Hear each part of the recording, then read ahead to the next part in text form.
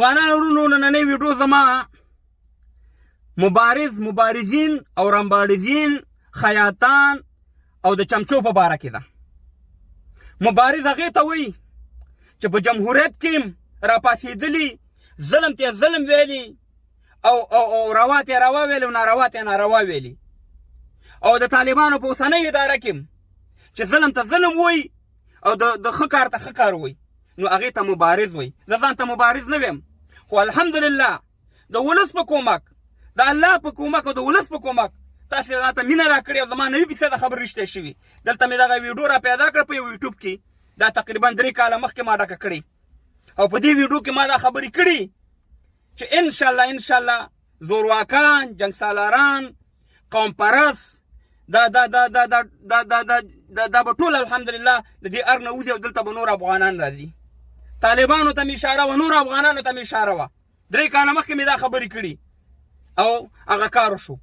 خو ما نه غوښتل، دا زما فکر او سوچ نه و چې طالبان به ټول حکومت اخلي او دې ټول ارګ ته به مولیان راځي. په دې خبره کې زه غلط شویم، خو زه دا بیم ویم. نن یو تاریخي خبره تاسو ته بیم کوم افغانانو ورونو، یې تاریخ یاد ساتئ. 8 تاریخ دی د 10 میاشتې 2022 کال، د طالبانو حکومت هم زر ختمیږي، ځکه چې دې منظرما ټوله زما دا کوک بار دی، کوک بار تر خپل منزله نه رسیږي. نن دی که سبا دی او دا ملک د زرغونشاه دی، ځکه دیم چې دی دیم وروره امقه کارونه کوي کوم چې زورواکانو او جنګسالارانو کول.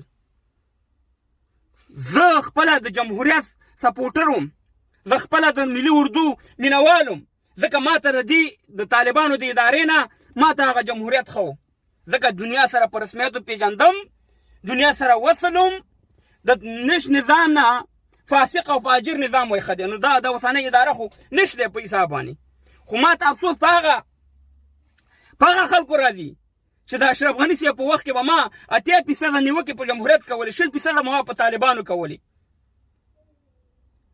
په هغه خلکو راځي چې په هغې وخت کې به چې خالد اشرف غني صاحب یا په جمهوریت باندې به د معمولي نیوکه وکړه، دلته به راغله تا ته به په لایفونو کې توهین کوو، تا ته به کنځلې کولې. زه خو وروره خیاط نه یم چې اوس ما ته لیکل کوئ د طالب ښه وزم زه ستایم. وزم زما ویډیوګانې ګوري چې کوم طالب ښه خبرې وکړي، کوم د وطن خبره وکړي، د افغانستان د جوړې خبره وکړي، د تعلیم خبره وکړي، د هر شي خبره چې وکړي زه ستایم.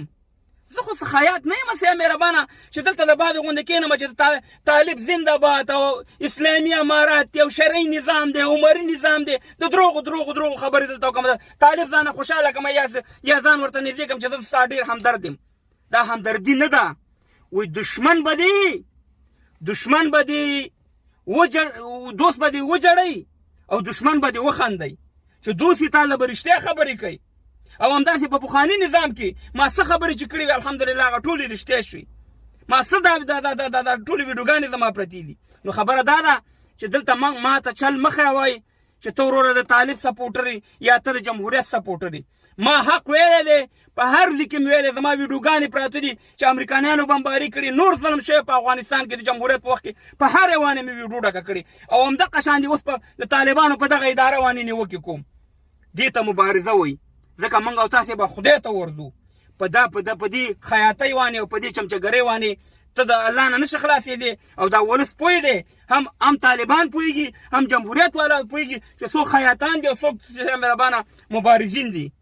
نن زما خبرې رښتیا شوې، دا ویډیو تاسې واورئ او ولس سره شیر کړئ چې ما 3 کاله مخکې د دې خلکو په باره کې څه ویلي. شکر د الله نه راضي یم او ولس ستاسو نه ډېره مننه چې زما ویډیوګانې شیر کوئ.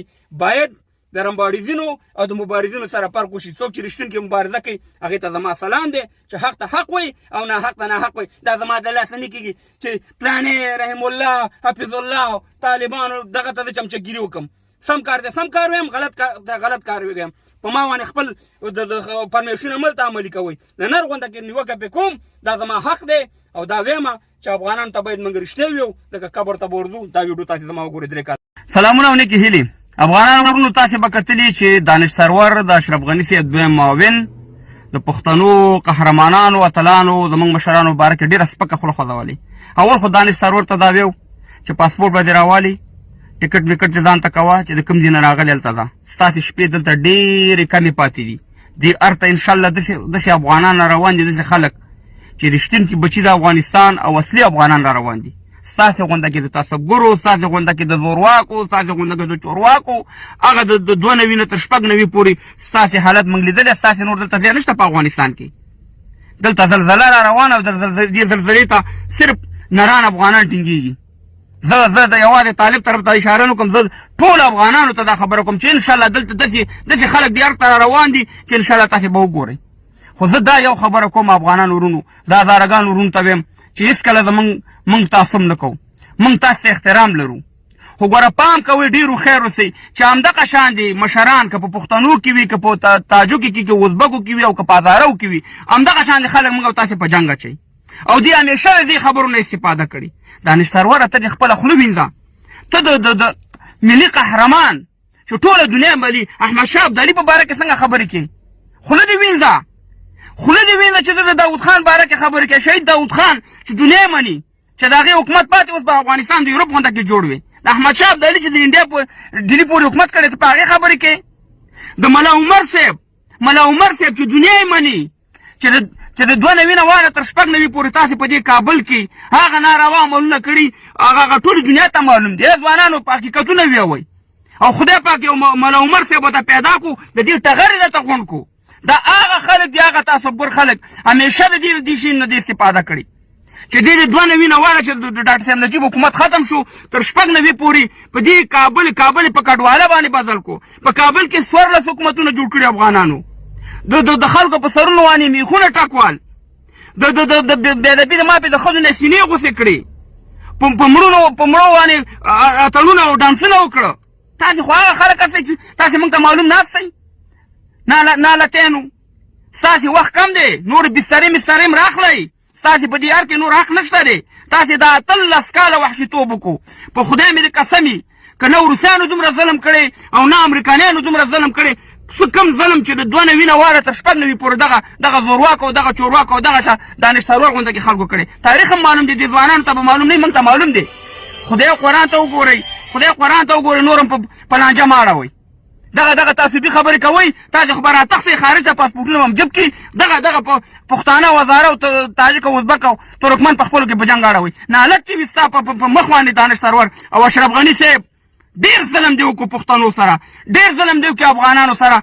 زموږ په خارج کې کم ځوانان وي نو ټول وړه دې مات کړو. ځکه داسې ډاکوان دې ساتلي دي خلاص او چې راسره ناست دي او موږ تاسو سره مینه لرو. ده موږ ویلې ته به داسې خلک ختمې تعصبګر او دغه شان دې زورواکي اشرف غني صاحب زموږ زړه نه ته والله چې ازار کېږي. ځکه تا یو کار هم د دې ځوانانو ته دې ونه کاته په اروپا کې چې ناست په تا باندې مړو، مګر تا د هغې په مقابل کې د هغې د زړونه دې ورته غوڅ کړه، د زړونو ازار دې د دې واغستو. ځکه داسې خلک دې کېنولي چې اوس زموږ د مشرانو بېعزتي کوي. دغه د علیپور څوک دی؟ د همدې دانشتروار سړی دی که نه دی؟ ولې حقیقت نه وي اشرف غني صاحب؟